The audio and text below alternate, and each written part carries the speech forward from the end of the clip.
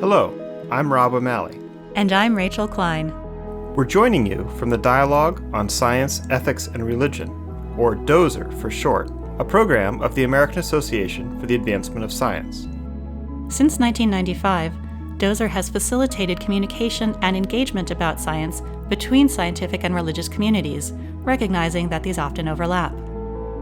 This is part 3 of our 4-part series on science engagement with faith communities. In part 2, we discussed the social and historical context of public engagement with science. Today, we'll talk about best practices for science engagement with faith communities. Whether you want to engage with faith communities or with other groups, your preparations should be guided by 3 key principles: being strategic, being respectful, and being human.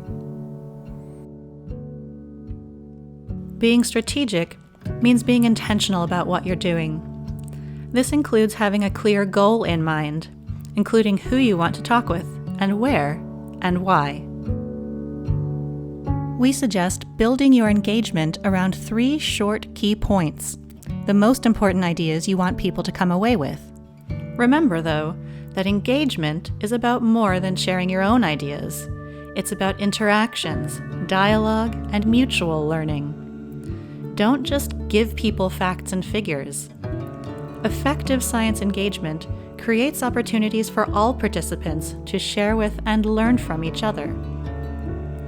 This builds trust, establishes relationships, and sets the stage for those involved to take further action. Second, being respectful of others, even when you disagree, is critical.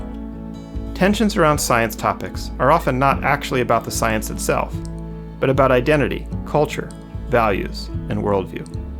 Everyone has a worldview. You can think of it as a house built from ethics, cultural norms, relationships, personal history, philosophy, and, for many people, faith.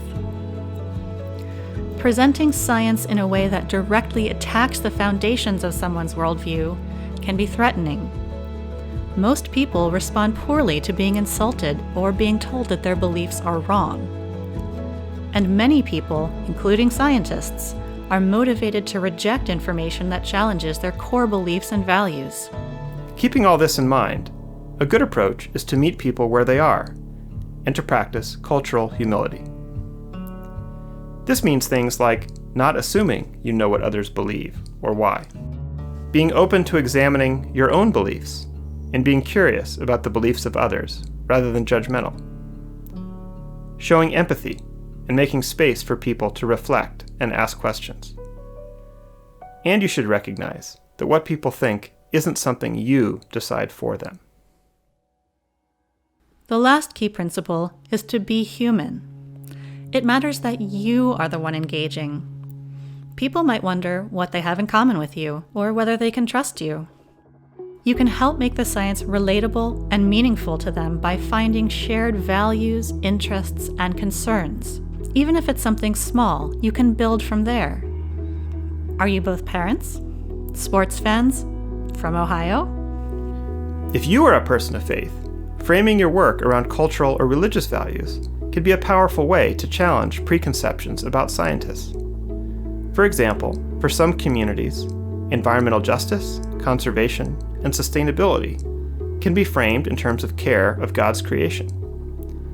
Although you don't have to be a person of faith to find these connections, it's important to be sincere. Be willing to recognize that you may not always be the best messenger. If you are struggling to find relevant connections or common priorities, find ways to engage and support other science communicators who may have more in common with that group. You can also present the science as a story, instead of just presenting dry data and numbers. Stories can show that science is something people do, that anyone can do. Stories can also help illustrate that science is a process, not a body of unchanging facts. This can emphasize how science is a way to generate knowledge that doesn't have to exclude other ways of knowing. You can talk about how uncertainty and humility are central to scientific inquiry. Themes of curiosity, awe, and wonder are very relatable. Today we've talked about best practices for science engagement with faith communities. Being strategic, respectful, and human will serve you well, whoever you engage with.